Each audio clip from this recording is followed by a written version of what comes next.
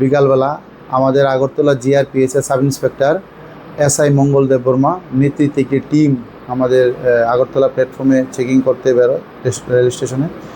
যখন বেরোয় তখন হঠাৎ করে লক্ষ্য করে একটি বহিরাজ্যের যুবক একটি ট্রলি ব্যাগ এবং একটি কালো রঙের হ্যান্ডব্যাগ নিয়ে সাসপিশিয়াসলি আগরতলা রেল স্টেশন থেকে সে বেরিয়ে যাওয়ার চেষ্টা করছে।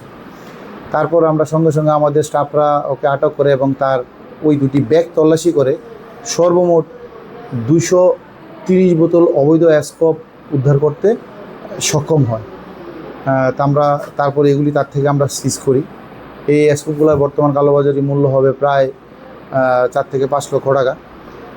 প্রাথমিক তদন্তে সে জানায় সে দেওঘর এক্সপ্রেস যে ট্রেন, সেই ট্রেনটি দিয়ে সে এসেছিল। বর্তমানে আমরা তাকে অ্যারেস্ট করেছি এবং তার বিরুদ্ধে একটি সুনির্দিষ্ট ধারায় একটি এনডিপিএস মামলা আমরা গ্রহণ করব এবং আগামীকাল তাকে আমরা মহামান্য আদালতে প্রেরণ করব।